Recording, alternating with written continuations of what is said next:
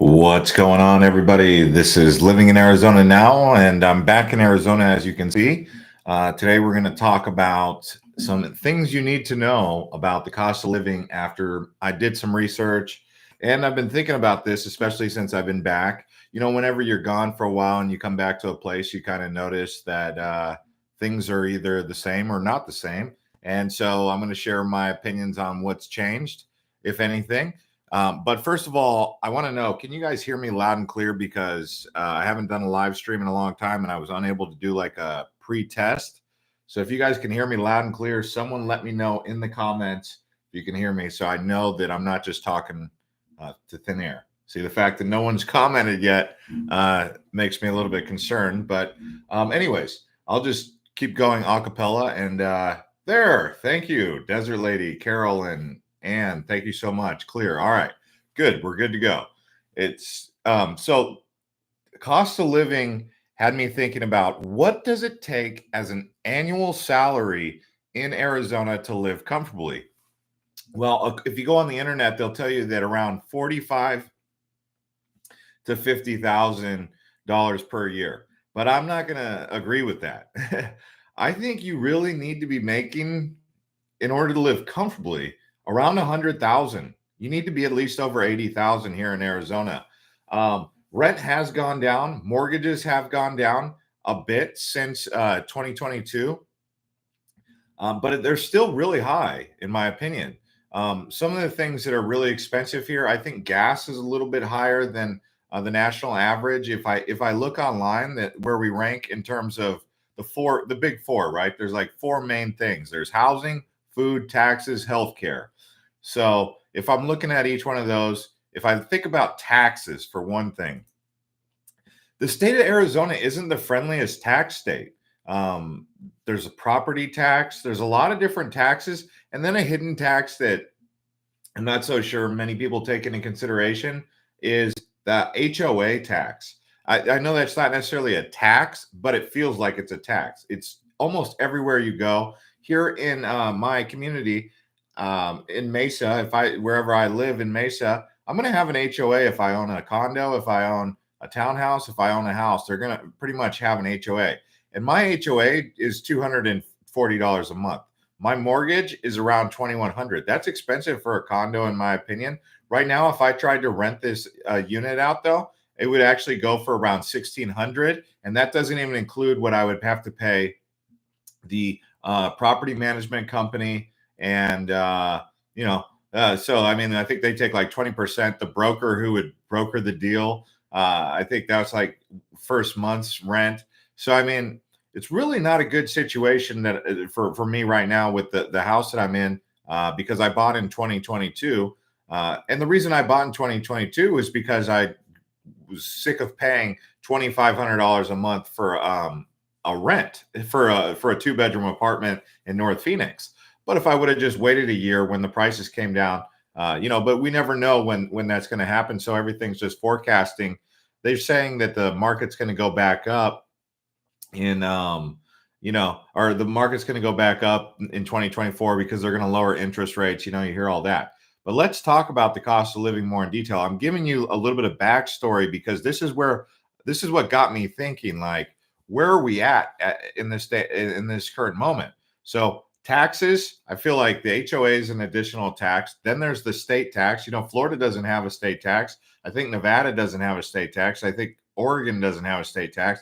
So there are some states out there that just simply don't tax you, whereas Arizona, they feel like they need to tax you.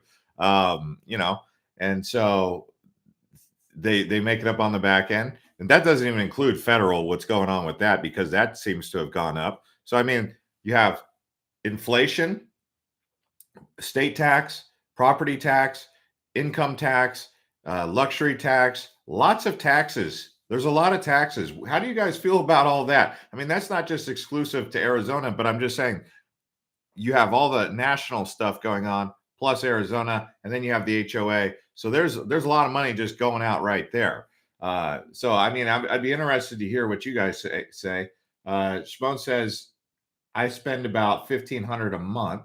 Okay, so yeah, I spend around about $2,400 a month just for a two-bedroom condo that I own here in Mesa.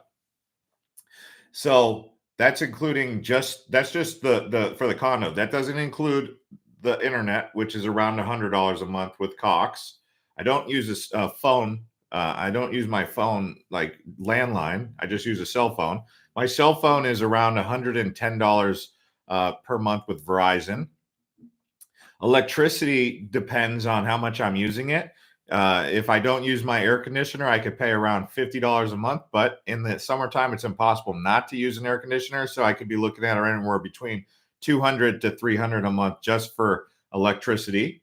So you could see I'm just internet, cell phone, and air conditioning. I'm already up over around like 27 to 2,800. So yeah, that's just right there. Now let's talk about food. So how's the food pricing? Well, 12 eggs is around $7.50 right now. Depending on where you go, I'm sure you could get it. I usually like to go with the cage free. I'm sure you could get a little bit cheaper. Um, a gallon of milk is around $5. I mean, you guys can give me prices from what you've seen, but I mean, coming back to the United States after being gone, I definitely feel like, wow. I feel like things are probably about 20 to 25% more expensive since 2020. That's how high I think. Oh, thank you to the 15 people who smashed the likes. Let's get those likes up real quick. um, Someone said New York is worse for taxes. I mean, yeah, people are actually leaving California for Florida just because of the state taxes. I don't know if that's like by design or something, because sometimes things politically can be by design. They're like, oh man, if we don't make it really difficult to live in California, everyone will want to live here. I mean, but it seems like they're chasing away the rich people and making it easier for the people who are not paying into the system to want to be there.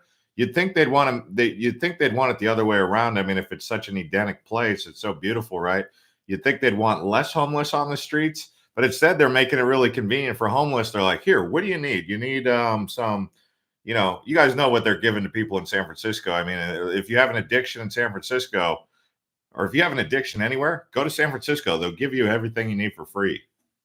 I mean, you guys heard about that? It's ridiculous. This is some of the cities like Philadelphia, San Francisco, Boston. They have these programs where they're doing that, and it's really led to some serious problems, man. I mean, people, they say that people are taking number twos on the street, and you think, yeah, no, it couldn't be that bad. No, it's really happening. Like you'll be walking down the street, and there is one, and then you walk a little bit further, and then it smells like urine and feces again, and then right there is more. And people go every day, and these people, they're so tuned out, they don't even know what they're doing.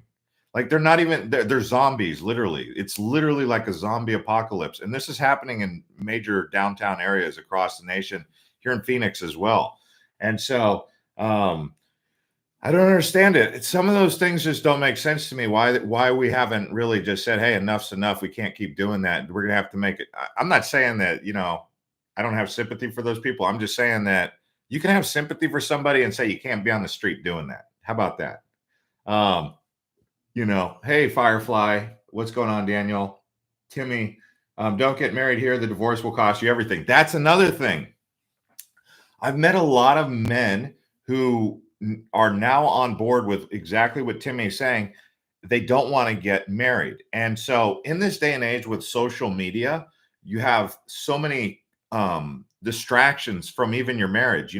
All it takes is an ex-boyfriend to email your wife. Your wife might say, or message your wife and say something, and she'll be like, no. But the second you mess up and he hits it the right time again, he might actually be able to make some forward progress, and he might not have any regard, because he'll be sending text messages like, I really miss you. You're the one. I've realized after all these years that I miss you so much. And this is how it starts. But that's just one guy. Then there's another person that's out there trying to hit on your wife or your girlfriend. And so what's happening is so many people are getting divorced.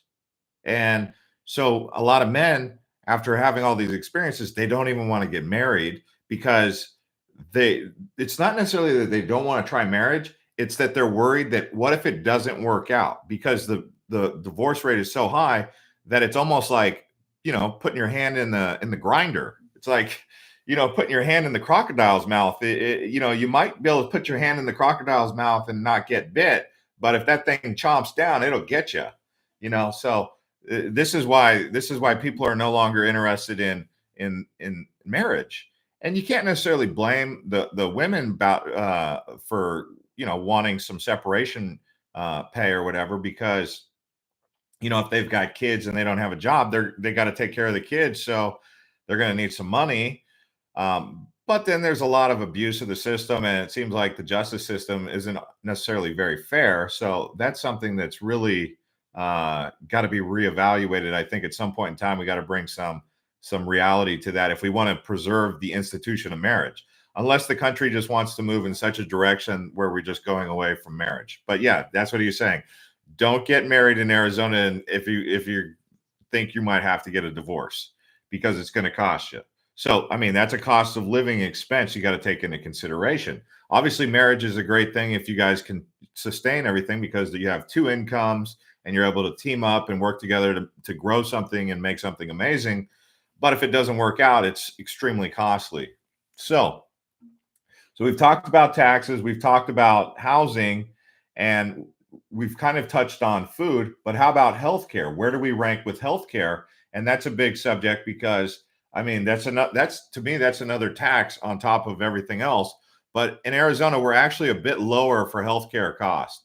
It's a little bit lower than the national average by about 4%. But where they're really going to get you, in my opinion, in Arizona is with transportation. I don't know how much you guys drive per week around Phoenix or Tucson or Yuma or Flagstaff or Prescott. I don't know how much you guys are driving per week, but that cost at I think the price that I saw this morning was around 350 per gallon, which is much lower than it was, right? I think it was like getting close to 5, so it being around 350. I don't know what the gas price is where you're at, but that's what it was when I filled up today in Mesa. It was around 350. No, yesterday. What's going on in the Commonwealth in Virginia? Okay, 8 years in 2 days. Congratulations on that, Ghost. Firefly says public transit is subpar in Arizona. I mean, does public transport even exist? Like, if I'm inviting someone from another country or another place to come to Arizona and they don't have a car, the first thing I always say is, don't expect public transport.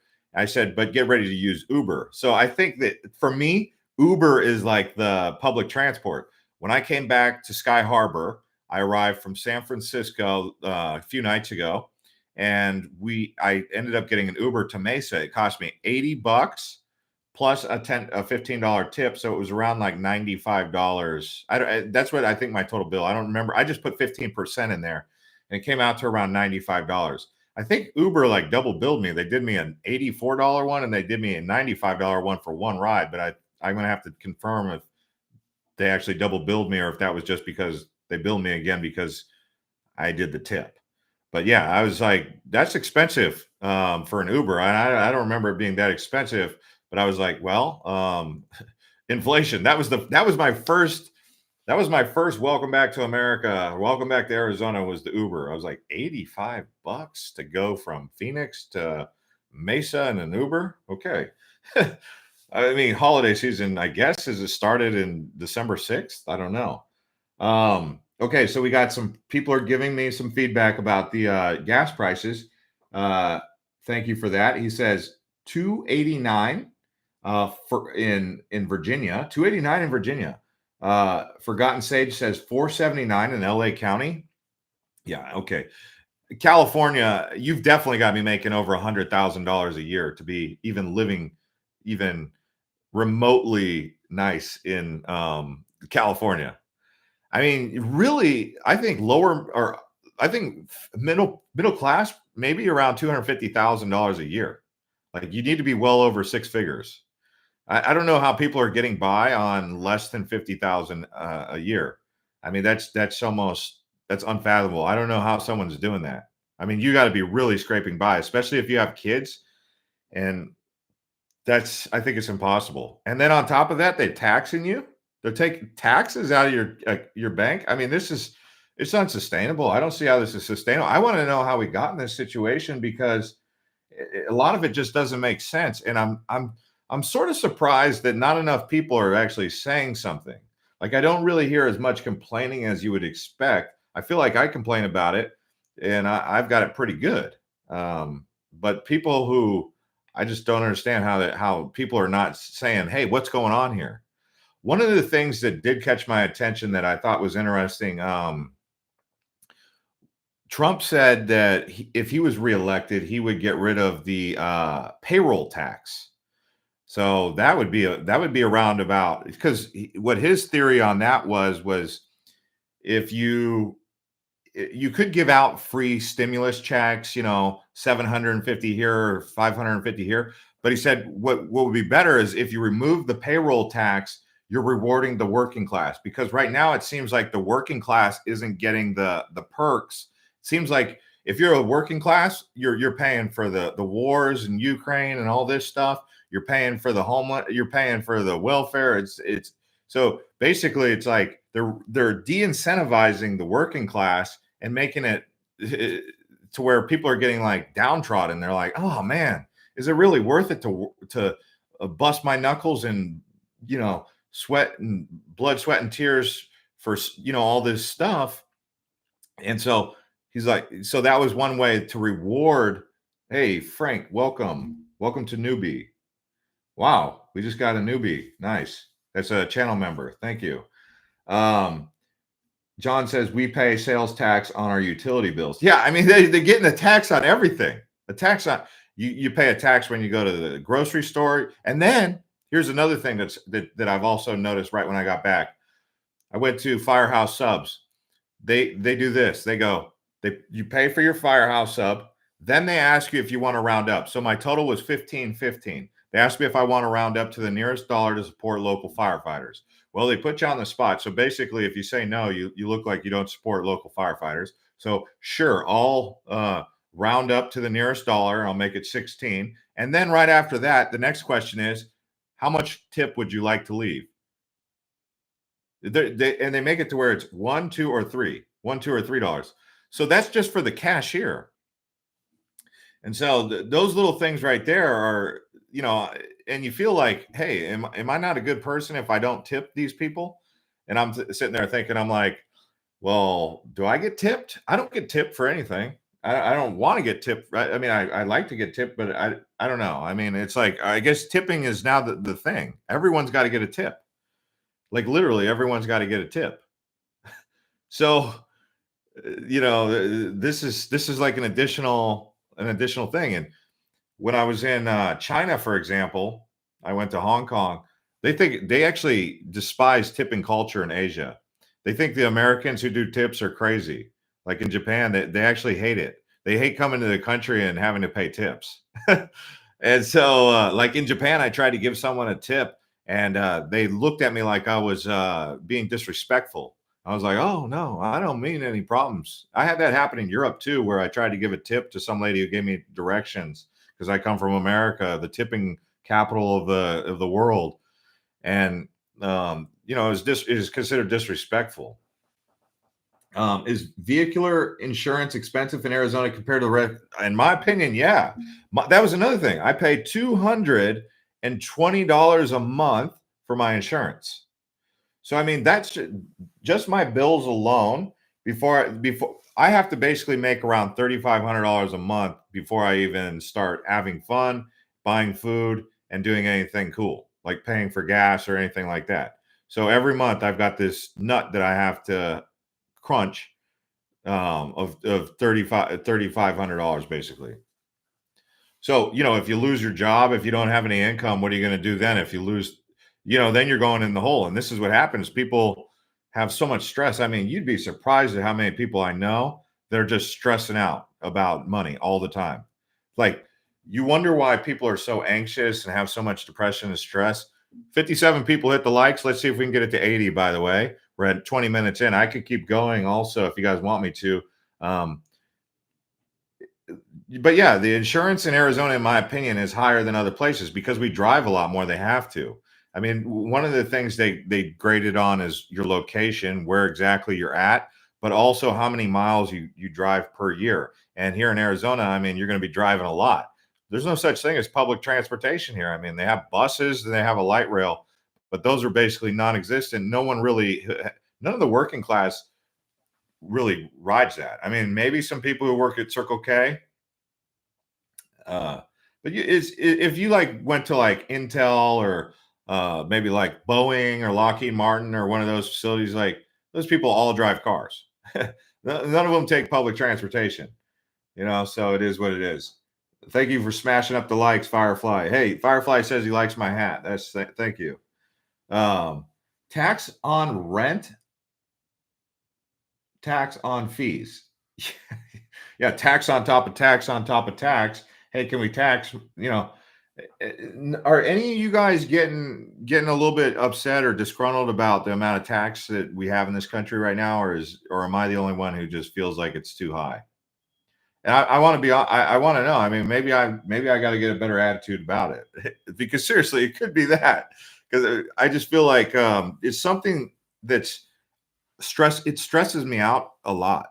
It's like it's caused me a lot of stress because I'm a small business owner, and it's something that has really like impacted my mental health. Seriously, I'm not kidding about that. Like this year, I mean, I feel like I just got out of the because it's like a 3 month process going from January to March, going through the process of filing taxes, going back and forth with your profit and loss, and all your other things, talking to somebody, and it's always like, how much am I going to owe? How much am I going to owe? Oh my gosh, how much do I got to pull? How much do I got to, how much am I going to owe? It's never how much am I going to get back. That's why, like the people that get the money back, you ask them where they work, they don't even work. They're like, oh, I got 5,000 back. I'm like, how'd you get 5,000 back? They're like, oh, because I qualified for a tax credit. I'm like, you get 5,000 back. You didn't even work, and here I am gonna pay a lot of money, and stressing out. But they're like, yeah, when tax season comes around, they're like, oh yeah, I'm gonna get some money, and I'm gonna go to Cabo with it. you know. John Sweet says sales tax in Tucson is 8.7%. AZ taxes are far better than California. Yeah, I mean, but Florida is far better than Arizona taxes. So I mean, it just depends on the state. But yeah, I wouldn't want to be in California paying those taxes. But you know, Florida, Florida's looking good right now because of that. Oregon's looking good because of that. Although I wouldn't move to Oregon for multiple different reasons. One of them being gray skies. I mean, Oregon's nice in around about spring. Like right around like late March, April, it's nice. But outside of that, I don't know about Oregon. Texas, Tennessee, Florida are no income. See, Texas, that's why so many people go to Texas. Except in Florida, cost of auto and housing insurance is high. There is some things that you have to take into consideration about living in Florida, like housing insurance for hurricanes and floods and all these different things that I don't think you have to worry about necessarily here in Arizona. I mean, all it takes is one mega hurricane to hit what towns just got wiped out like 2 years ago. Fort Myers Beach and there was Naples, that area. Because Florida never really gets hit by a hurricane on the west coast of Florida, on the Gulf Coast side, because it takes the hurricane would have to go up the Gulf and then turn back around and go towards Florida. And that's just weird. But it's happened like twice in the last like 15 years or something. It just recently happened where it destroyed Fort Myers, took out the pier and everything. I just went to Fort Myers right before that pier got knocked out. So it'd be interesting to see what happened over there. But I mean, that's like costs you a lot of money. But yeah, I mean, I actually talked to some people around here who have so many bills that they don't even have enough money to pay for insurance, and they're working, so they're like driving without insurance. And she just got into a car accident. I'm like, oh my gosh, that's a messy situation for her. I feel bad for her that she did that she rear-ended someone and she didn't have insurance. Like, I'm like, that's not good. That is not good. And she said she was going like 55 miles an hour and rear-ended somebody. Do you guys have a lot of snowbirds over there? Oh my gosh, do we have a lot of snowbirds? Heck yeah. Heck yeah. Like everywhere we go around here, we have snowbirds. Uh, what happened, John? Arizona has a flat 2.50 percent individual income tax. That's good. That is good. It could be worse, right? Why no train in Arizona? Like, what kind of train are you talking about? We have a light rail. You mean like a pedestrian train, or you mean like Amtrak? Because Amtrak does. Phoenix is the largest city in America that doesn't have an Amtrak station. The closest Amtrak station is in Maricopa.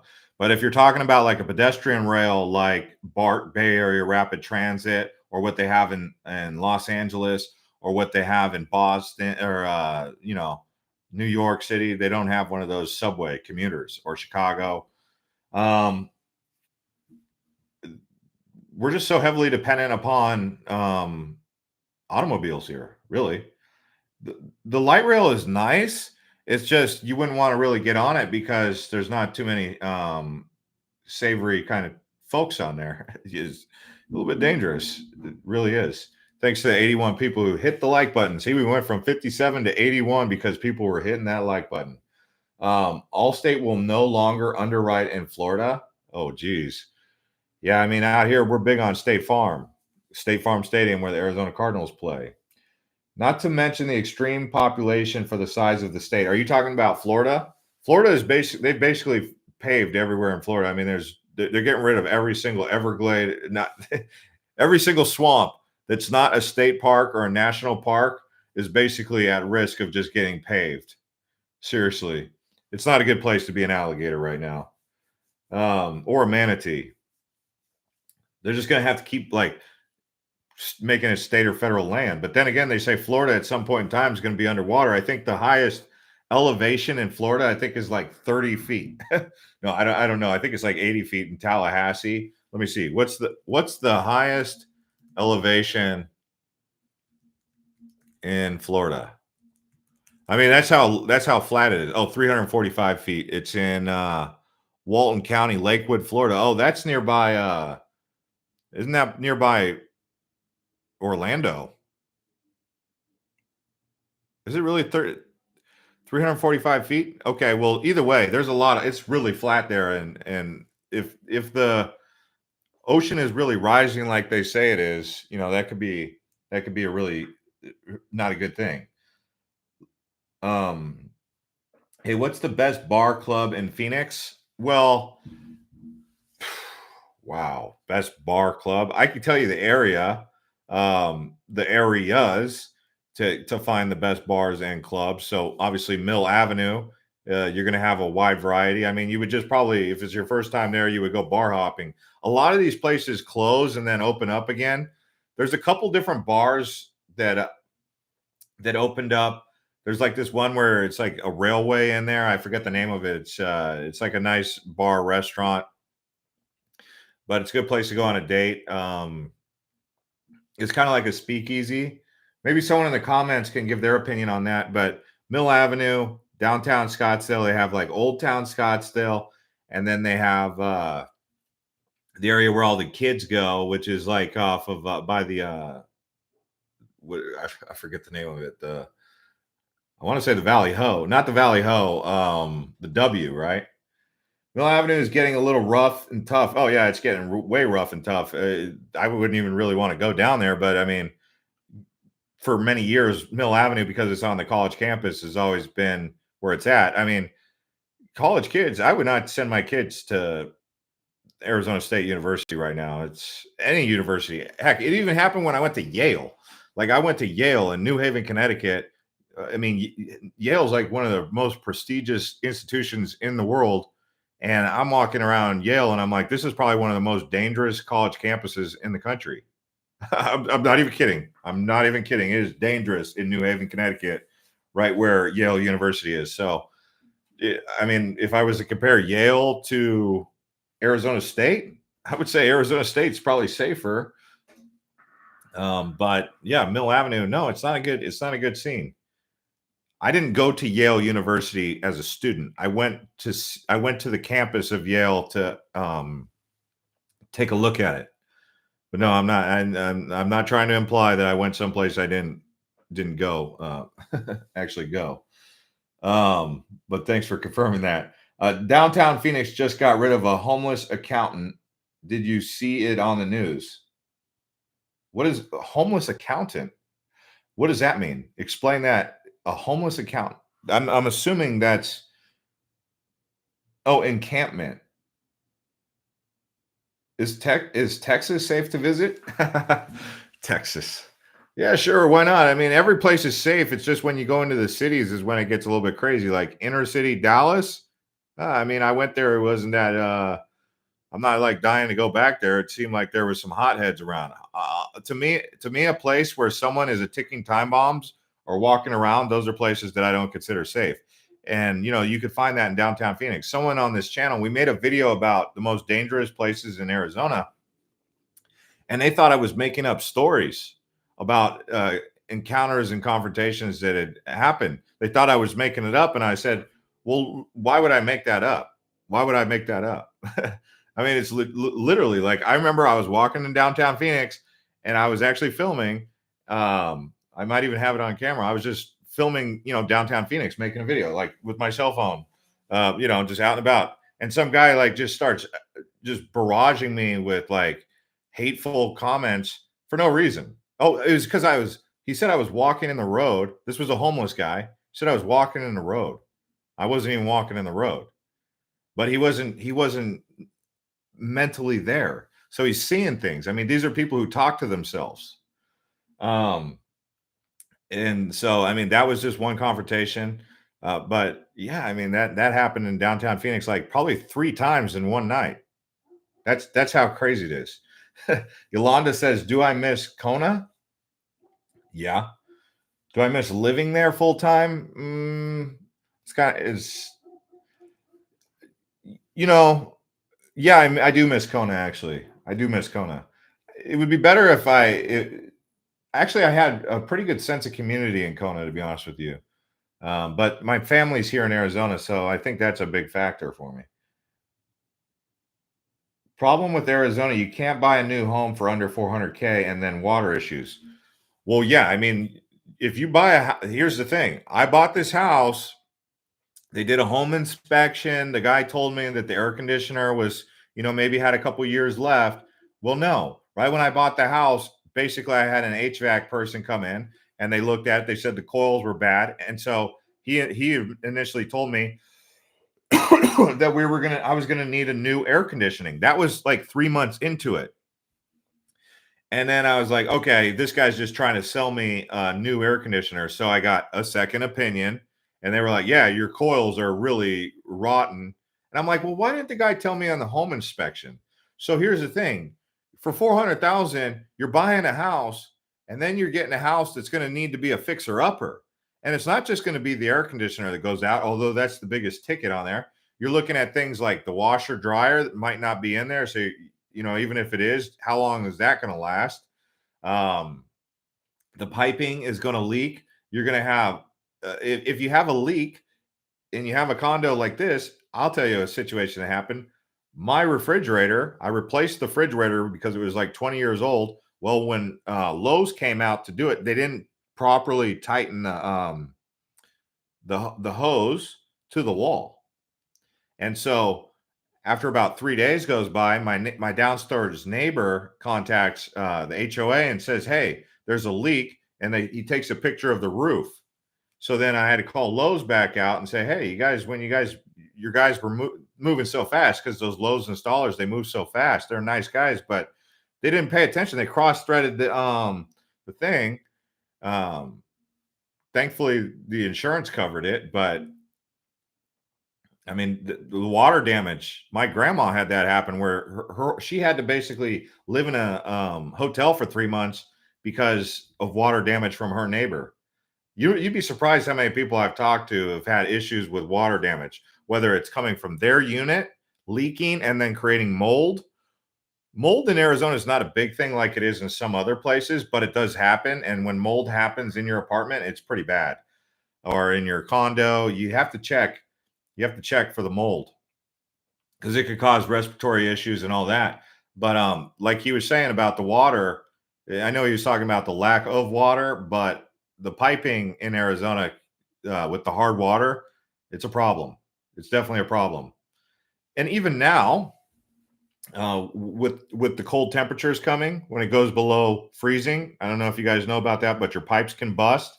That's why some of your pipes, people need to wrap up their pipes outside, especially as it starts to go below freezing. It probably won't happen, but most people have to do that. Hello from Chandler, Kevin Slot Channel. Nice to see you here. Off-grid living in Arizona is amazing. Yeah, I mean, the best part of living in Arizona would be in the small towns or in the countryside, because the Arizona countryside is phenomenal. I'm actually working on a video. Some guy's really loud out here with his motorcycle or something. But I don't know if you guys can hear that. But yeah, I'm working on a video, top 100 places to go in America. And as I'm making this video, I don't really have like a bias, although I am biased to Arizona because I'm from here. But I started going through a list, like 10 things. Arizona made up like 10% of that list, literally. And I'll tell you which ones I put on there: Horseshoe Bend, Grand Canyon, Antelope Canyon, The Wave, Saguaro National Park, Sedona. That was 6. I felt like there was like 10 on there. I was, Meteor Crater. I was gonna put a couple others on there, like the Petrified Forest, Canyon de Chelly could have easily gone on there. I didn't. Oh, Monument Valley went on there. So you can see there's a lot. Arizona, in comparison to other states, we have a lot of natural wonders. Oh, I didn't even put Havasupai Falls on there. Fossil Creek. Those are 2 things that could have easily been on there. So so be careful. Some town you pay more property tax. Yeah, you have to be careful about that for sure. I mean, but if I had it my way, when I was going to buy land at Rimrock up in Arizona, I was going to buy land up there. I found some land. I should have bought it. It would have been a great investment, I think. But it was one of those interesting plots of land because most of it was on a cliff face. So even though I was getting like 2 acres, like only about a third of that 2 acreage property was actually on flat land. The rest you would have had to put stanchions or pillars over the cliff and lift it up to hold up your house, because most of it was on the cliffs over there by Oak Creek Canyon, where where Montezuma's castle is. That was the piece of property, and one of the downsides to it that I found, because I think the price was like 30,000 for 2 acres, and it's really close to Sedona, nearby um, Camp Verde. Someone said Verde Hot Springs, yeah. But that I thought he was going to ask me about that. How much is property taxes in Arizona? It varies. I can look that up and see exactly what it is right now. I know that I'm paying some sort of tax here. Property tax in Arizona. Oh.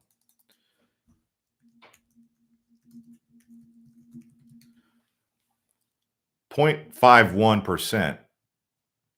The national average is 0.99%. Okay. Well, either way, it's another tax on top of a tax. It doesn't, it is what it is. But yeah, let me go back to my story. So I was getting ready to buy it, and then the conversation came to public utilities. What public access do you have? Well, it needed to have a well drilled. And I was like, oh man, how much is it going to cost to drill the well? And they were like $50,000. So I was like, okay, so it's not really 30,000, it's 80,000, because I've got to drill a well in order to even make it work. And then it's going to need sewage. And then, I think it had public power. I think it had power, but I was like, hey, if I'm going to live off grid, I'll go off grid, and I'm going to get some solar panels. I'm not even going to deal with the grid. If I'm going to go, I'm going to do it. I'm just going to go all off grid. And I remember being like, I'm not going to drill a well. That's not good. Well, then I got to thinking about it. I was like, dude, if I drilled a well, I would have some like real natural fresh water. You know, I was like, dude, that's to get real fresh water from your own well. That's a heck of a good gig. That's pretty good. So looking back on it, I was, because nowadays you go get this reverse osmosis water and you get all these other waters, bottled waters. You don't know what they're putting in it. I mean, they're charging you 99 cents or $1.50, or sometimes in some cases like $3. But that's not just water. If you look at the packaging, for example, here, I got I can't really drink soda as much as I used to. Because it's got a lot of high fructose corn syrup, and that's just like diabetes in a can. Seriously, insulin resistance. But this right here, sparkling water, it's my guilty pleasure, right? So I look here and it says like what's the ingredients. I need some glasses or something here, but it's got like sodium in it. Yeah, they put stuff even in the sparkling water. It's like, it's just water. Why you got to put stuff in the water? So I mean, you never know what they're putting in the water these days. And then I went to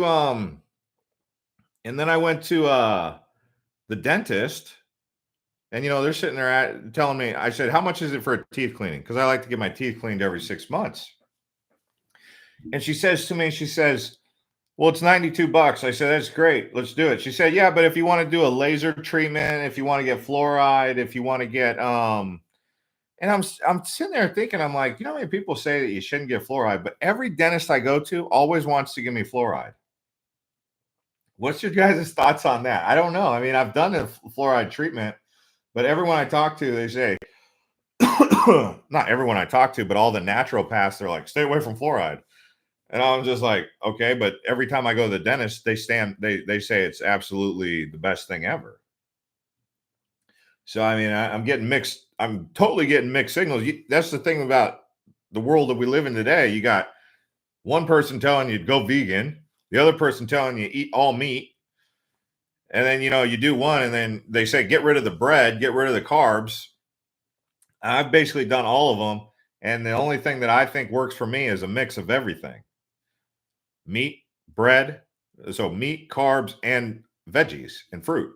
So just everything in moderation.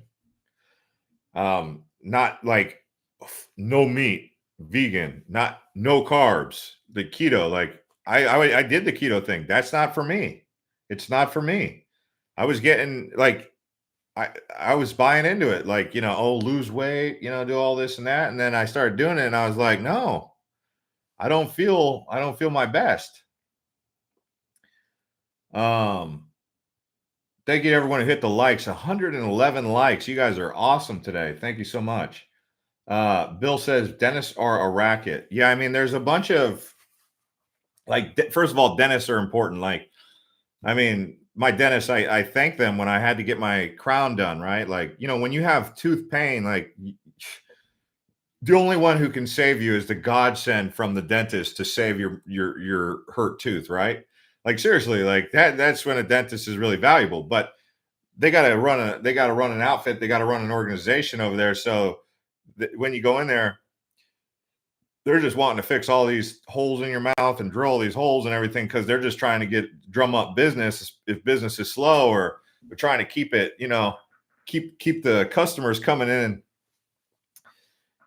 And the doctor does the same thing. I was watching this interview with Dana White. He says he's not going to a doctor anymore, because every time he goes into the doctor, they're trying to get him on something, whether it's high blood pressure, what do they call those, statin drugs, or blood sugar things, or thinner, whatever it is. They're just, the second you go in there, they're just trying to get you onto something. And he said he's not going to a doctor unless he's got a broken bone or he needs surgery. Because other than that, every time he goes in there, they're just trying to get him on some sort of like prescription. And Kevin's asking me, do I miss Hawaii? Are you the second person who's asking me if I miss Hawaii? It's like this chat is trying to get me to want to move back to Hawaii. Yes, I miss Hawaii. I miss everything. Who wouldn't miss Hawaii, right? I mean, but how did you guys all know about me in Hawaii. Did you watch my other channel, Island Hopper TV, when I was making videos about it? 'Cause I used to do a channel, um, videos like this for Hawaii when I lived there for like 3.5 years.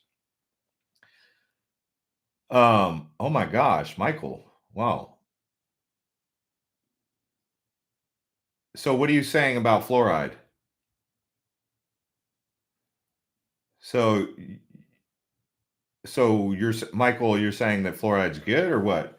Adam says my dentist tries to sell me on everything fluoride, more X-rays, Invisalign, and some other services. Yeah, and then cavities, and then possible crown, and then a possible this new thing they do with this laser, which is like so you go in there for a teeth clean. They basically take floss and they take whatever that chisel is, and they go back behind your teeth and they like brush off the tartar, right? And then they take the floss and they go in there, and then that's the teeth clean. Well, now they got this new thing. It's a laser, and it's like that's where they get it. It's like $160. You want the laser treatment, sir? And some dental tech goes in there for like 10 minutes and just goes zzz, zzz, shoots a laser at all your teeth. And supposedly it's I don't know. I don't notice a difference. I don't notice a difference.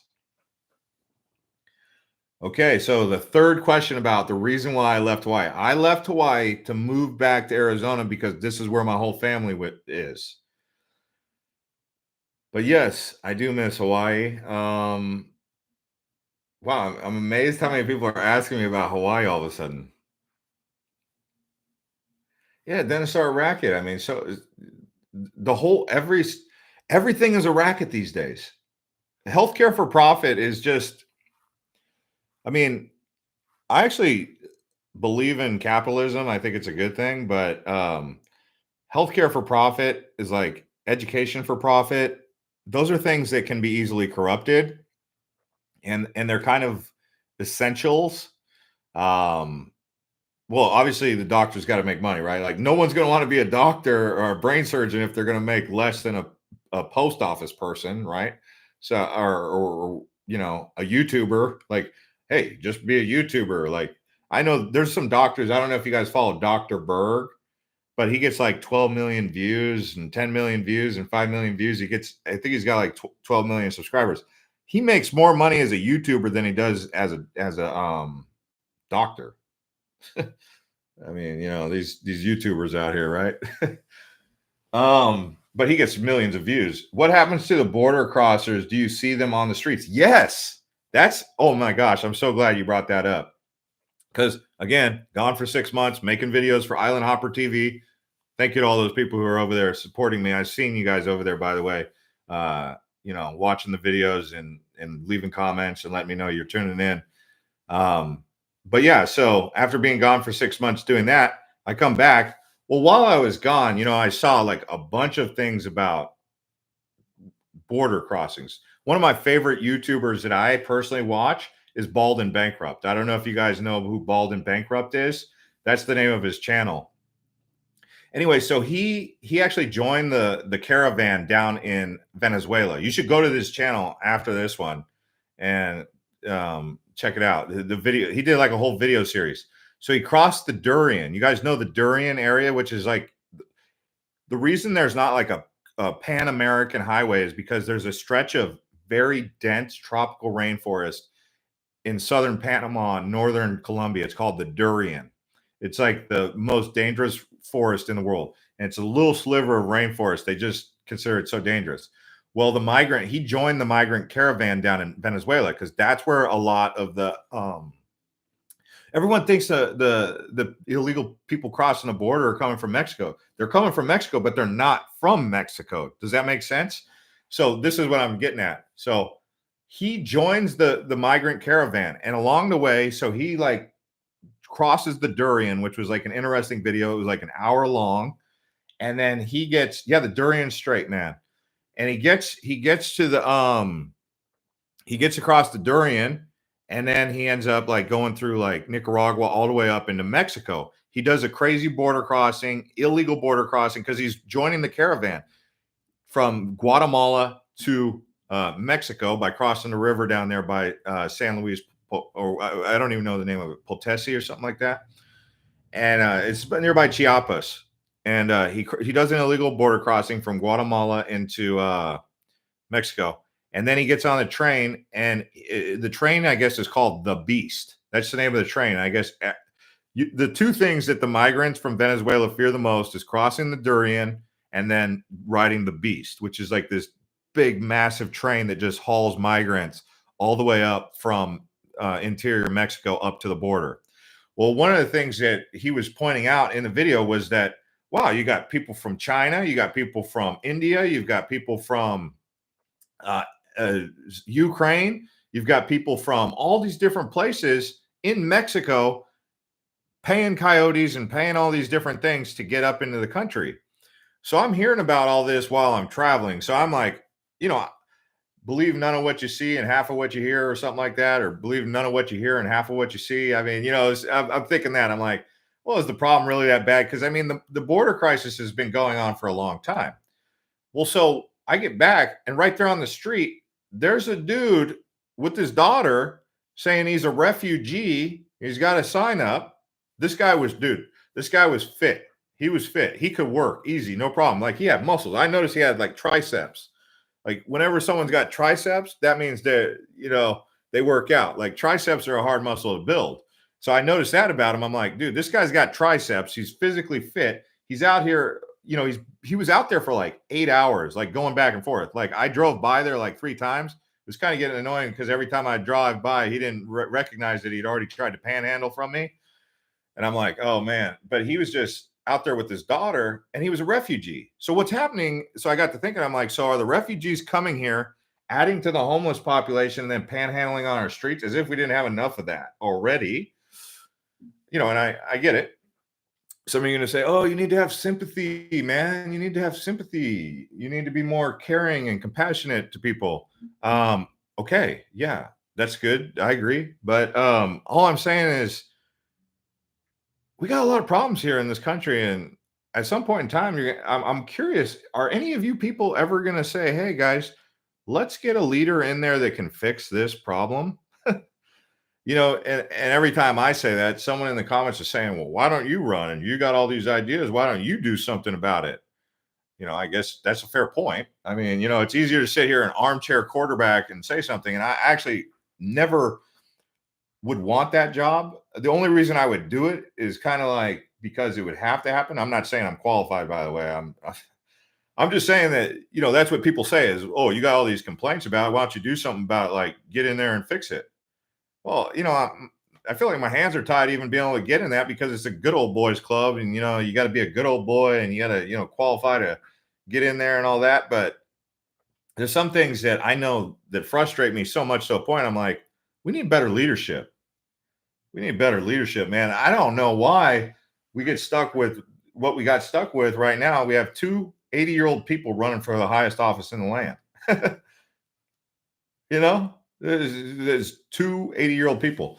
And someone was saying, like, you wouldn't even let an 80-year-old drive your car, but you'll let them run the country. Like my grandpa, man, for a long time, he was solid. But once he got up into his late 70s and 80s, he just wasn't the same. And so, it's kind of bizarre. I was like, what's the best age for a leader? I would say late 50s. If you look at some of the most progressive and successful countries right now that are accelerating, the ones that really stood out to me that have accelerated their growth, Russia and China, for example. When Putin came into power, I think he was in his 50s. When Xi Jinping came into power, he was in his 50s. So they've been in power for a long time, and it all kind of began around their 50s. So around the 50s is when they still got enough youthful vitality, but they're still not, but they're still old enough and wise enough to where they have enough, mental acumen to make correct decisions, not knee jerking. So I would say that I would like to see a president in their 50s, a candidate in the 50s, or maybe 60s. So, someone said, don't talk politics. I mean, is that talking politics by saying that we got some problems in this country that need to be fixed? Oh, come on. Um, it's all I'm saying is that when you see things like that with the wide open border, because you guys asked me, you guys said, "What's up with the border out here? Have you seen people on the streets?" Yeah, I have. They said it. They have signs that say they're a refugee. I mean, hey, all I'm saying is, if you're a refugee, I thought you were coming here to work. Like, we got some jobs, we got some work that needs to be done. Okay. Even if you're like here undocumented, it's still like you're here to work, right? You're not here to just set up shop and camp out on the street corner and start sticking your hand out saying, pay me some money because I got my daughter with me. And I'm like, dude, the daughter, every time we'd go back and forth, she'd just follow her dad around every time. And he was using her like a prop. It's like, so people are like, oh my God, it's a daughter. He's with his daughter. He needs some money. And you could tell towards the later part of the day, that dude had some swagger to him. He had some pop in his step because every time that light turned red, he was collecting some sort of money. So we'll see. Qualified for what? Yeah, it does need to be said. um,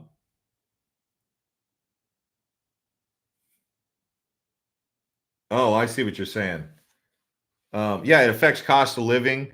Um, you know, so the things that are important to me really are uh,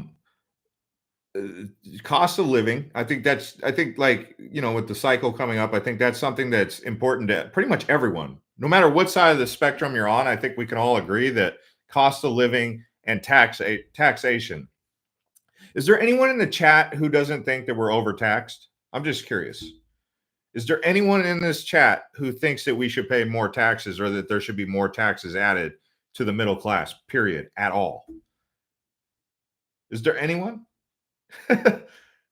Are you for more taxes or less taxes? Let's see the comments. Because I'm serious, because I feel like sometimes people are just like, they're okay with it. They're okay with it. They're okay with 30%, 40%. You know, my buddy, he's a teacher.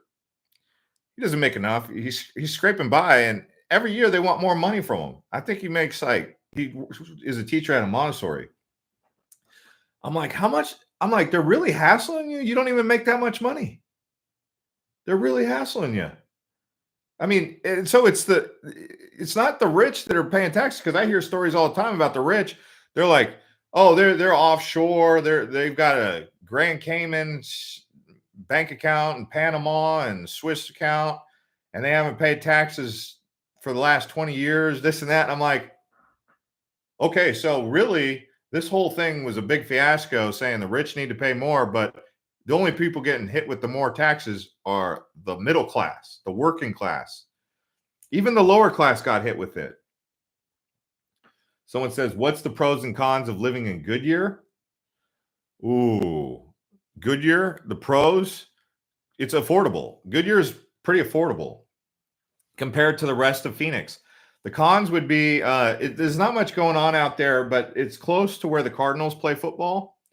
That's a good thing. Estrella Mountain Ranch is really nice, but day in, day out, is that what you want to be looking at? Is Goodyear? There's a big like industrial area for like Amazon, and there's an airport there that Amazon uses. But the only pro I can think of is the cost of living. Yeah, but it's not really that far away from everyone, because the way Phoenix is growing right now, it's just going to swallow up. It's already swallowed up Goodyear. It already has. It's Where's the Nikola factory going? It's already been built, I thought, down in Coolidge. Kathy says it's the extra fees you don't know why you're paying. Yeah, it's a tax on top of a tax. You call it a fee, but it's a tax essentially. Someone's from Washington saying go Seahawks and go Huskies. Well, out here we got the number one basketball team in the country right now, the University of Arizona Wildcats. Were ranked number one. I think they're still ranked number one.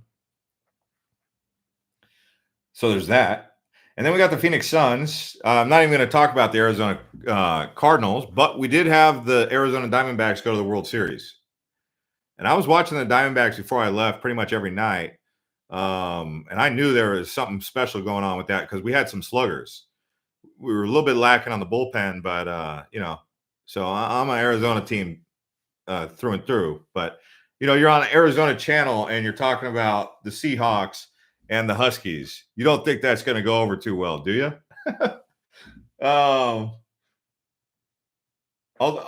This is the thing. If you're living in Arizona and you just are one of those people that says, I'll never support Arizona teams. Well, you're never going to be really in Arizona then. You're not going to be an Arizonan. Sorry. If you're one of those types of people that come, and I'm saying this is, I'm a legit Arizona, okay?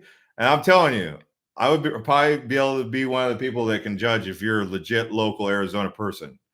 And I'll tell you, if you move to Arizona and you refuse to support the local teams, that's your right. Of course, it's a free country. You can do whatever you want.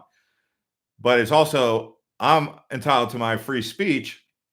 And I'm going to tell you that you can be here in Arizona, but you're never going to be an Arizonan until you go to the stadium and you join a bunch of other Arizona people and you pull for the home team, because that's when Arizona comes together. When you're at Chase Stadium and you're cheering for the Diamondbacks in the World Series to win it all. When you're at State Farm Stadium and Kurt Warner's airing it out to Larry Fitzgerald and everyone's going crazy in the parking lot and going crazy for the Cardinals to make it to the Super Bowl or whatever it is. And everyone around you is pulling for Arizona. And they're saying Arizona. That's when you know it's your home team. And that's it. And I get it. It's hard to pull for the Arizona teams because well, I don't know. The World Series is actually a pretty good achievement. The Suns made it to the NBA Finals not too long ago. Cardinals haven't been to the Super Bowl since 2008. But I'm just saying, it is what it is. You want to know the truth. When you start pulling, you see this flag behind me? When you start pulling for the team that's representing that flag, you've become an Arizona resident. So even, you could still have your team from, wherever, but when you join whenever you lock arms with other people from Arizona to pull for the same team, representing Arizona, that's it. It is what it is. You're going to see the Seahawks play on January 7th. Okay. I personally don't care at all about the Seahawks. I'm happy for you to cheer for your team, but there's a couple teams in the NFL that I really don't care for, and the Seahawks are one of them. San Francisco's up there. The Rams are up there. Every divisional opponent of the Cardinals. But it's really hard to be a Cardinals fan right now. Can I make a pros and cons video of Goodyear? No, probably not, because there's not enough I can make a tour of Goodyear, yes. And I can talk about some of the good and the bad, but to do a full video dedicated to pros and cons of Goodyear, it would it's not it. It's not I can make a video of Goodyear if that's what you're requesting. Yes. What do you think of TSMC saying that you can't find workers because union workers don't want to work 24/7 for them? Are you talking about Taiwan Semiconductor? I don't know about the union situation with Taiwan Semi. Thanks to the 146 people smashing up the likes. You'd have to update me on exactly what's going on with the union. Because the union workers don't want to work 24/7. Yeah, no one should have to work 24/7. They need to sleep, and they should get at least 2 days off a week. Maybe one day in some certain circumstances if they're getting paid, whatever, overtime. Goodyear, no one wants to be there. Better in East Valley, Mesa, Gilbert, Chandler. If there was anywhere in Arizona, in Phoenix, that's probably good right now, where you should probably be considering is Goodyear could be up there because of the cost of living surprise also. But is it going to be high on my list? Like, would I pay a little bit extra to be in a place like Gilbert or Chandler? Probably. Although it's going to be a lot more, actually. It could, in some cases, be twice as much to be in Gilbert or Chandler. Maybe at least 40 to 50% higher than Goodyear. But I think Scottsdale's too expensive right now. Avoid Scottsdale. Unless you got the money, just avoid Scottsdale straight up. It's no bueno. If you wanted something similar to Scottsdale, you could probably check out Anthem. Anthem's still got some really fair prices. North Peoria has also got some good prices. Not North Canyon. I was thinking North Canyon High School, but North Phoenix is good. Flagstaff is way too expensive right now. Oro Valley is pricey, but it's very nice. It's not too crowded. It's still very laid back. It's got good views of the Catalinas, and during monsoon season, it's beautiful. Oro Valley is good. I mean, if you want a property, I would go a little bit further and go to Oracle beyond the biosphere. I keep talking about Oracle. That whole area of the Catalinas is underrated. The area around Oracle. So consider that. The east side has water SRP. Yeah. So in Phoenix, you have CAP, Central Arizona Project, and then you have Salt River Project. The west side gets its water from the Colorado. The east side gets its water from the canals that come in from the Salt River. So now you know. Someone brought that up in the chat. There are videos on all the different cities in Arizona on this channel. Watch them. Yeah, I mean, we've done a Goodyear tour. If you go to the homepage, or if you just go to the homepage and you hit that little search and just type in Goodyear, or you type in Tempe, or you type in Chandler, like we've done like 3 videos for Tempe. We've done 3 videos for Scottsdale. I mean, we try to do one every year just to make it fresh. Although not too much changes. I mean, Goodyear, I think we did Goodyear in 2020 or 2021. And I would say not too much has changed in Goodyear that's notable. I mean, a little bit of housing developments have been built, maybe some more restaurants, but you know, unless you need like live updates on a Whataburger that was just built. Hey man, little Danny, thank you for the tip. Hey, I got to say, the channel members and the people who give tips, you guys are really kind because you don't have to do that, and I do respect that niceness. So if you could have 2 homes in Arizona, good question. All right, yeah, he's paying me to answer a fun one too. This is cool. One to go in the winter and one to go in the summer. Where would it be? Wow, this is a fun question. Now, this is fun. Okay, so if I could live in the winter time, I would say, okay, so I really like Tubac. I really like Green Valley, Tubac, that's southern Arizona. But the only downside is it's not close to an international airport, although Tucson is close. And they do have an international airport where I could easily, like if I wanted to go to Asia or if I wanted to go to Europe to do my job, I could easily probably go up there. It'd be like an hour drive. So Tubac, or if I had to be in Phoenix Metro, I would say Cave Creek, Anthem. Those would be some good ones. For winter home or for summer home, I've got a couple on my radar, but we'll just say that if money wasn't an issue, I would take Pinetop Lakeside or Show Low, in between that area around there in the White Mountains. Or I would say, I mean, I'd like to be in Sedona. The Sedona area is nice, but Prescott, actually, there's something about the vibes in Prescott don't really flow with me. It's good, but nothing pulls at me, right? So I would say probably the White Mountains. I would go Pinetop Lakeside. But you know, I'm still thinking about Flagstaff. To be honest with you, having a home up in Flag could be pretty good. Like south of the railroad tracks, they got golf courses, beautiful homes in the direction of Walnut Canyon. No, I did not make it to the Diamondbacks games. I was out of town. I was in when the Diamondbacks were playing in the World Series, I was in Vietnam. Or was I in Japan? I was somewhere over in Asia. I can't remember exactly where I was when they were playing. I just remember I was like watching the games from my phone.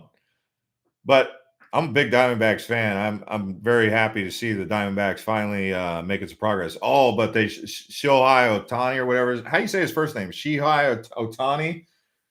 He's from Japan. He just signed with the Dodgers for $700 million for like 10 years or 7 years. Crazy, which is not good for the Diamondbacks because now he's going to go head to head with us, and we just swept the Dodgers. Although the Dodgers during the regular season had our number, I was like, when we had the Dodgers, I was like, well, it was nice to beat the Brewers. Great, we beat the Brewers. Now we got to play the Dodgers. They're gonna, and we swept them. We swept the Dodgers. That was crazy, but I would say that, yeah, the Dodgers getting that was a big. Although I don't know if he's got. I think he's kind of injured. I don't know if he's worth $700 million. Shohei. Okay, that's his name. Shohei Otani. Well, when I was in, yeah, I'm pretty sure I was in. Yeah, I was in Japan. I was in Japan when the World Series was going because I remember having a conversation with Japanese people about baseball, and I actually don't really follow the international baseball, the league, the World Cup or whatever of baseball, and they were saying that Japan like wins it often, and I had to look it up online. I had to see like, uh, does Japan really win a lot? And they said, yeah. And then I was like, oh, well, that's because they got Otani. So I was like, well, what part of Japan? Because once you're in Japan, you're like, well, what part of Japan is he from? And he's from the north. He's from by Sapporo. There's not much people up in the north part of Japan. Like Sapporo, all the population density from Tokyo to Kyoto to Osaka to Hiroshima to Nagasaki all goes south, even towards Okinawa. But in the north, where Otani's from, is a low population area. I've never been up that far. I knew. I don't know. That's what I was wondering because he's a big dude and he's super athletic. Uh, Sisempa says, "Have you ever been to White Sands National Park?" Actually, yes, I have. Yeah, I went there.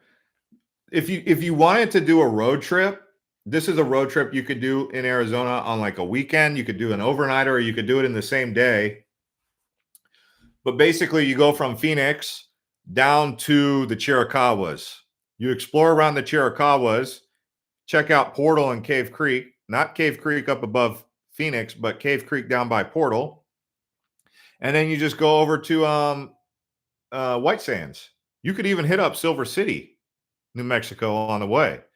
So I think it's by Las Cruces, yeah?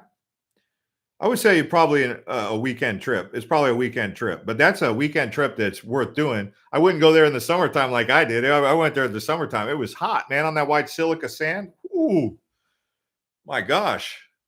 It's really hot. Little Danny says, here's a question I had. I never heard anyone ask you, what genre music do I listen to? Oh, well, Mr. Boo Bear just became a channel supporter. Thank you so much. All right. So, what kind of genre? I honestly listen to all genres. I listen to rap when I'm drinking alcohol. when I'm at a bar, I'll listen to rap, and then I'll also listen to country. Like I like Billy Currington. Um, and then I'll listen to like some of that like European techno music. I forgot the guy's name that sings the song that I really like Avicii, not Avicii, but the new Avicii guy. I forgot his name. He's like the new Avicii, comes out with like some hits. But when I went to Europe, I went to Ibiza, I went to Greece. They always play like house music. It's kind of like a techno, but it's not techno. It's not techno. It's not like David Guetta. It might be like David Guetta, I guess, but it's it's like house music, lounge music, and I love it. It's great music. It's kind of like that song Drinking Margaritas Under Mexican Skies, you know that song? It's kind of like that vibe music, but they have a lot of it. kind of like Avicii in Europe. So I really like that genre. Yeah. So what about you guys? What do y'all like? 90s? Oh yeah, I listen to 90s music. I mean, that's going down memory lane for me because I'm a 90s kid. So Matchbox 20, the Wallflowers, you name it. If you want some laid back vacation music, Jimmy Buffett's new album is amazing. I'll have to take a look at Jimmy Buffett's new album. Um, Obviously, he passed away or passed on, so now would be a good time to. But I mean, Margaritaville, when it comes on, it can really be a good vibe. I mean, especially if you're in Margaritaville in Florida or in the Caribbean and you're listening to Jimmy Buffett, it's always good vibes. I mean, it was just positive vibes music, right? Yeah, man. R.I.P. Foo Fighters is another good one. Yep. Pink Floyd, Black Sabbath. That's a little bit earlier than my time. So Pink Floyd, Black Sabbath, a little bit earlier. If I'm going back to the 70s, I'll listen to, I mean, 70s, 80s. I used to get down with like Red Guns N' Roses, but I no longer have an interest in their music when I'm out drinking or anything, or out at a bar, at a pub. I don't really go to pubs here in Arizona like I do when I'm overseas, but hey man, thank you for hanging out. I figured you were a 90s guy, Margaritaville. I am a 90s guy. I'm a 90s guy, but I mean, once you heard a song a million times, I love when they come out with new music. Like I like when new music comes out. You're moving to Florida. So wait, where are you at right now? 50 what? You're moving to Florida. Thank you to the 164 people who hit the likes. If we can get the likes up to 180 or beyond, maybe to 200, I'll keep going. If you want me to. Apartments are full of California license plates. Yeah, if you're from California and you move here, you should change your license plate. That way you just blend right in. It's like, hey, nobody knows, nobody knows, nobody needs to know, nobody needs to judge. Because I mean, hey, I don't judge. I lived in California for when I was in the Navy, right? But out here, people do judge. Your neighbors will judge you if you have a California plate. Hey, same thing happened when I went to California. Like they always making fun of zonies in Pacific Beach. Oh man, Jay, you're not kidding, man. We got so many transplants here. Everyone from all over the place. It's like what's an Arizona local? It's like most of the people from here, they're not even natives. Really? There's a lot of, I'd say almost 50% of the population seems to be from someplace else, for real. I do say that Cottonwood is an up and coming area. There's many up and coming areas in Arizona. I could make a video about my most recent up and coming areas. I could fall in love with an area, fall out of love with an area, but I have no reason to fall out of love with Cottonwood. Would I live in Cottonwood? That's a whole nother subject all in itself. Probably. It's still about 10 to 15 degrees cooler than Phoenix in the summertime. It gets bone chilling cold in the winter. There's like a real cold wind that just blows across the Verde right there. So it might only be like 32 degrees or 26 degrees, but man, it's cold when that wind is blowing.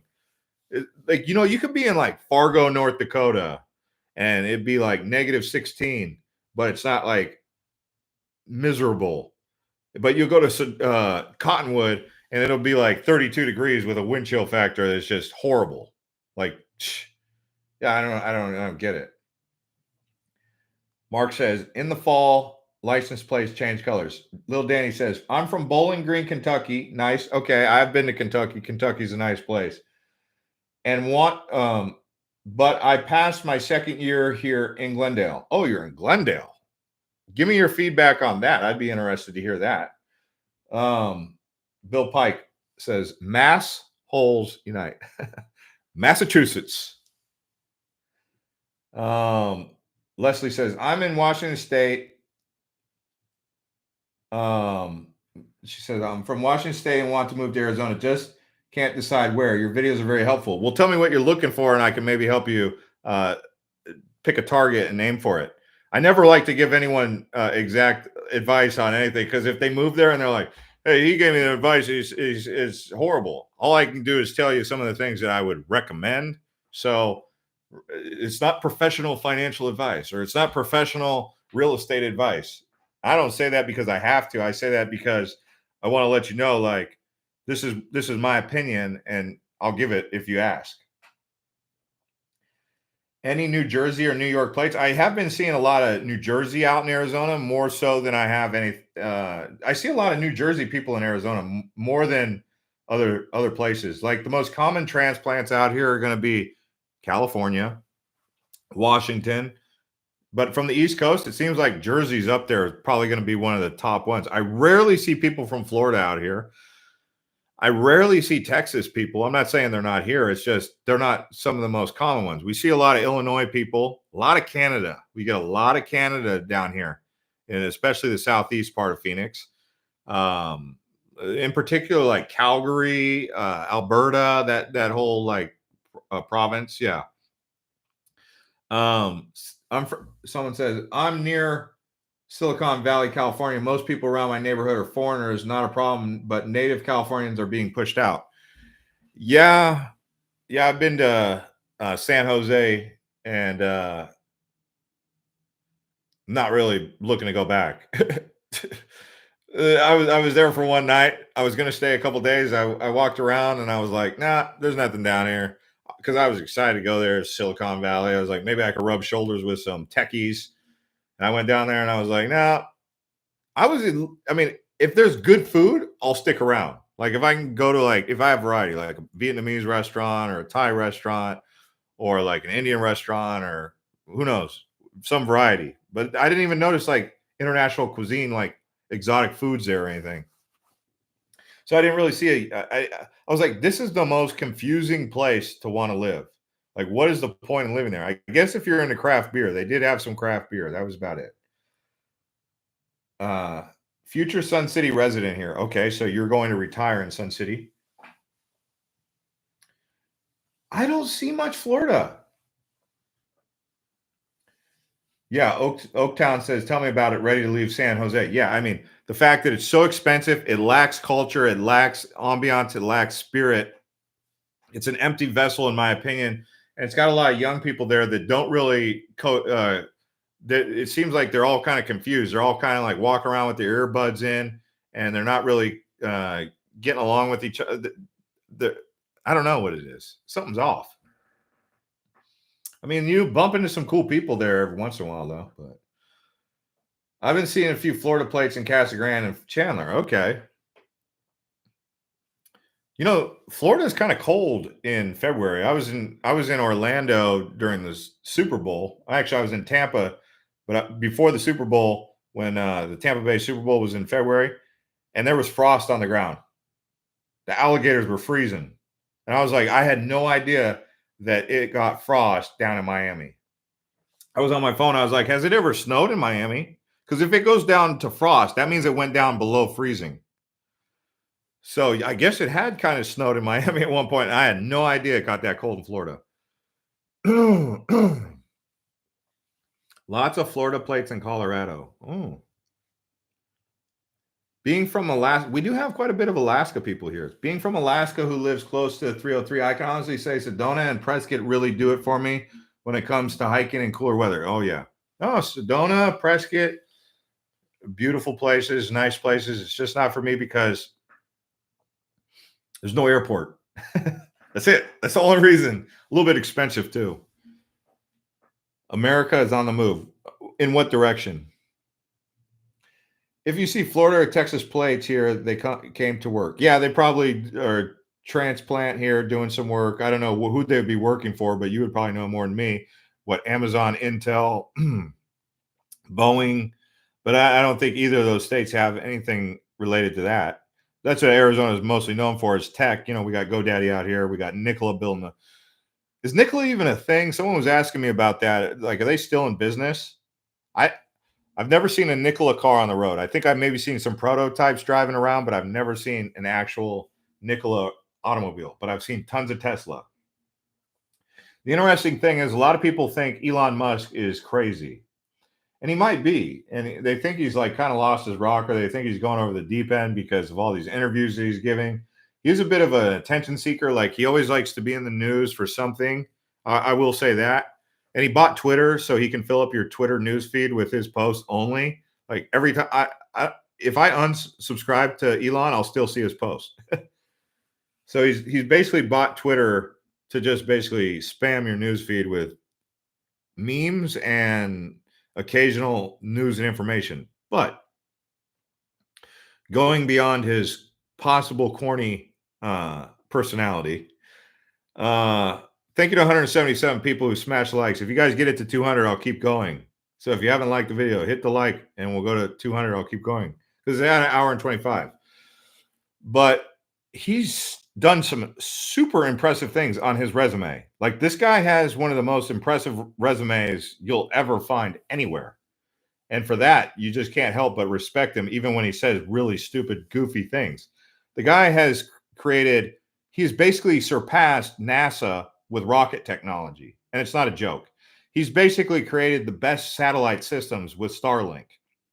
And it's not a joke, which is the best internet you can possibly get right now is Starlink, basically.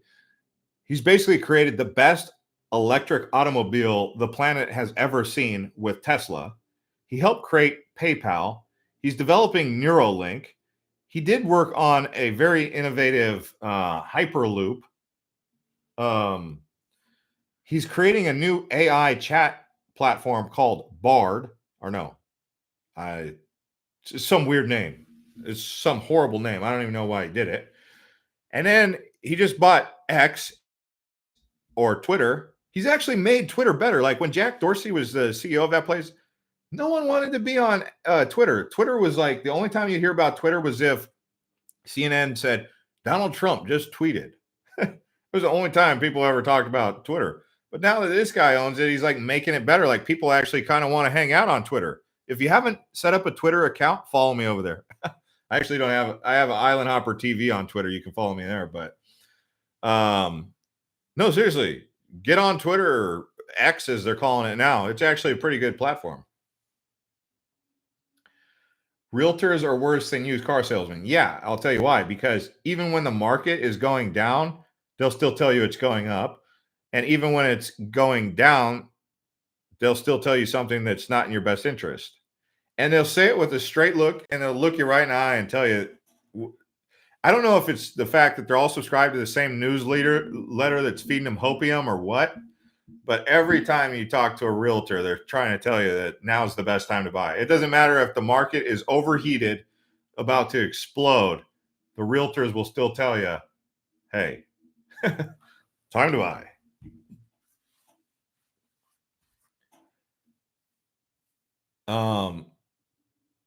I really like Tempe and the times I visited in Chandler. Tempe, I was going to live in Tempe. I was going to buy a house. The houses over there are too old. They've got a lot of problems, and they're not very good quality. They're good quality in the sense they're made out of brick, and they're, that's a good thing. But overall, no, they're not that great. I have a Tesla. Love not having to buy gas anymore. I hate big oil. Okay. that makes sense. But I haven't made the crossover to a electric car. My brother has a Tesla. I've thought about it, but I haven't really done it. I did see the new Tesla truck, the Cybertruck. It was towing a Porsche. So they put a Tesla truck, Cybertruck next to a Porsche and see who would win. Okay, the Cybertruck's faster than a Porsche. Impressive. But then they're like, Elon's like, well, let's try something new. Let's take the Cybertruck, hook up another Porsche 911 to the back of it. Let's tow the Porsche 911 and race the Porsche. So towing the Porsche 911 and racing a 911, the Cybertruck actually beat the Porsche while it was towing another Porsche. And that's when you're just kind of like, that is impressive. Do you think we'll reach net zero by 2030? Oh, I don't know. No, I mean, I have no idea about that. At what cost? That's what I want to know. At what cost is that going to come? But uh, I'm surprised some of you haven't mentioned Bitcoin. You guys know I'm been invested in Bitcoin for a long time. And the reason I bring that up is because some people are talking about 2030, but digital assets are going to happen. Things are going to go on the blockchain. The blockchain's here to stay. Electric cars make zero sense in general. Well, one of the big arguments from someone who's from big gas or something, they were trying to say, okay, but what powers the uh, battery packs that power your Tesla? And someone was saying, you know how much fuel goes into powering one of those chargers from fossil fuels? I was like, no, I don't, because I thought we ran off of nuclear. So how is gas providing power to the charger if we're running off of nuclear? So that didn't make sense. But one thing I will say, I went to Qatar. You guys know Qatar. I also went to United Arab Emirates last month. I was in both Doha, Qatar, and I was in Dubai, United Arab Emirates. And they've got so much crazy money. Like they build these cities, like I think it's the Sheikh. I think one of them's a Sheikh, Sheikh Mohammed.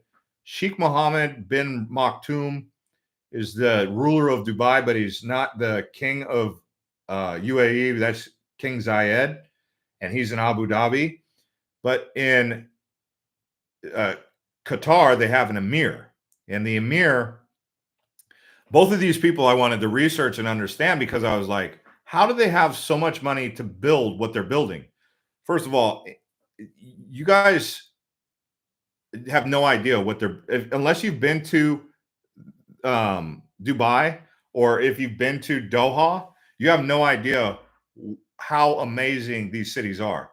The metro system that I rode in Doha is hands down the most amazing metro system in the world. It blows everything away. It blows even Dubai's away. And I was thinking about actually moving there. I would move there to Doha because they're building like these new cities. They have like the Pearl Marina, they have Central Doha, and then they have Lusail.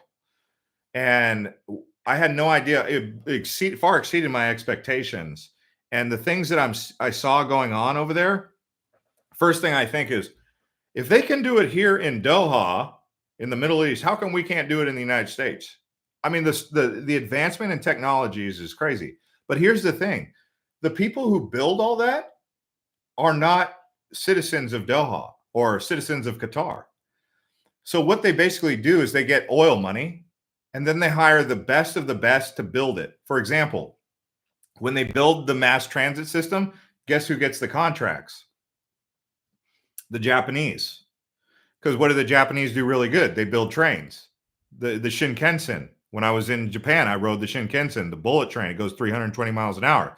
I thought it was the fastest train in the world, but it's actually not. China has the fastest train in the world. But the metro system was actually, the contract, I think, was dual contract, French and Japanese. So they have so much oil money, they don't even need to have the human labor or the human capital or the people to build it. They just need to have the money, and they just need to know we're just going to simply hire the best to build everything. So when they build the cities and they design the cities, it's the best engineers, it's the best city planners, it's the best of everything building these cities for them. And boy, do they ever get the best product. I mean, you if you compare Doha to Phoenix, oh, it's not even comparable. And it's all because of oil money. And the reason they're making this investment in their cities and in their metro systems is because maybe if one day the oil business dries up, they have another industry to fall back on. So they're kind of smart. They're like investing in the future.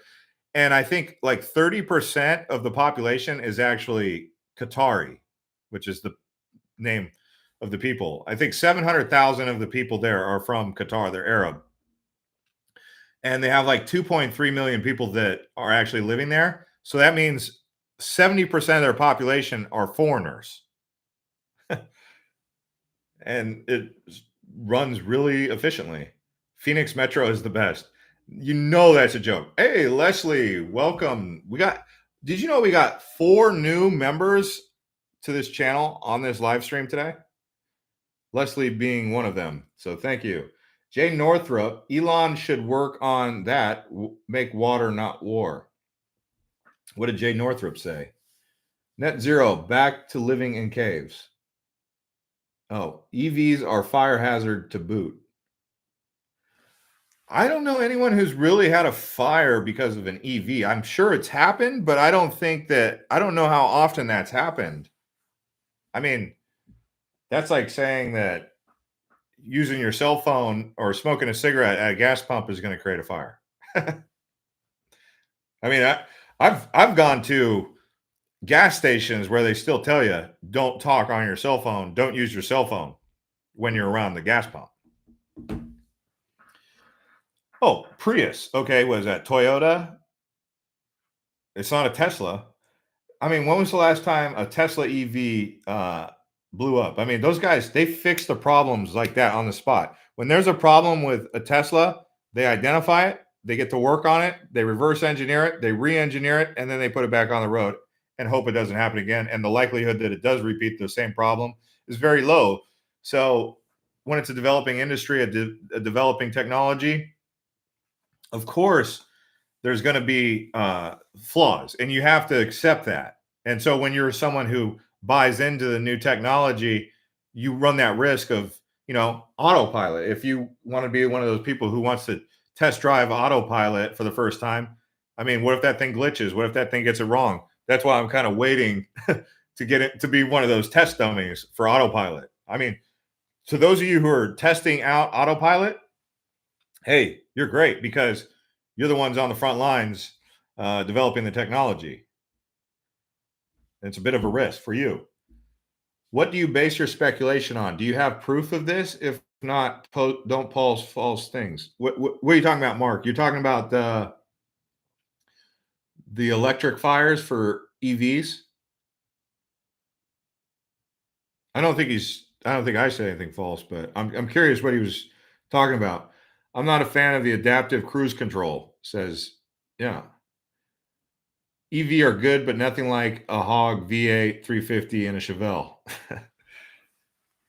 Oh, you're the guy. You're the guy who goes around this neighborhood with this and burns rubber, huh? Best crack house in the West Valley. Oh gosh, dude, if you're looking for that, I'll tell you where you need to go. Go to around about Indian School Road and 20th Avenue, and then go either north or south from there. Anywhere around the I-17 going west, around Van Buren, Indian School, McDowell, Glendale Avenue or Glendale. Hey, if you really want it, this is where you're going to get it. Lithium batteries are a fire hazard. Yeah, I mean, that's obvious because when you go on an airplane, they're like, hey, take out your lithium batteries out of your, wrecking ball on wheels. I'm not going to say his name, or actually, I am going to say his name. His name is Booty Meat. He wants to know where to go on the West Valley. All right, guys, 198 people hit the like. We're almost at 200. Should I keep going? What happens when a 900 or 9,000 pound cyber truck hits a Miata? Is it 9,000 pounds? 9,000 pounds? You got to be kidding me. A cyber truck is 9,000 pounds? And it still beat a Porsche 911? Wow. Okay. That's a lot. I got in one of those Teslas. My buddy Steve, he came over to my house when I was living in Santan Valley, and he had a Tesla, and he showed me that superpower, whatever that control, 0 to 60 in 2 seconds, or like 3 seconds. In Apache Junction, there's a lot of builders. I haven't been out to Apache Junction in at least 8 months. I haven't been out there for 8 months. Is there a lot of construction going on out there? I know. Maybe you're confusing Apache Junction with South or North Mesa, Northeast Mesa. Northeast Mesa has a ton of construction going on around Eastmark. They're building like a Facebook data center, an Apple data center, a Google data center. I don't even know all the data centers they're building, but they got a lot of data centers. They're probably almost done by now. Sorry, new subject, but I heard that new homes being built out there are terrible. Can you tell me who's the best? Oh, they're horrible. No, none of them are building sustainable homes. I don't know what's going to happen with all these homes in 100 years. The homes, okay, so they build the homes all the same way. There's almost no block, no rock, no concrete, except for the padding on the ground. So you get a concrete slab. I've walked around these job sites countless times. You get a concrete slab. First thing they do is they bring in the piping, put some copper, and then they pour the concrete slab. And then once they have the pad, they put wood. So some pine. It's like a white wood, like a pine. And it's like it's toothpicks. And then once they have the frame in place, then they come in with they start putting the inside insulation, then they put the drywall, and they put the exterior, they put the stucco. And then they paint it. That's it. Like you could, if someone really wanted to break in your house, they could take one of those like sledgehammers and literally break down your wall. Like they could break through your wall on these houses. Yeah, someone said everyone has termites. 12 News reported 1K building permits in AJ. I got to look into it. It's pretty crazy.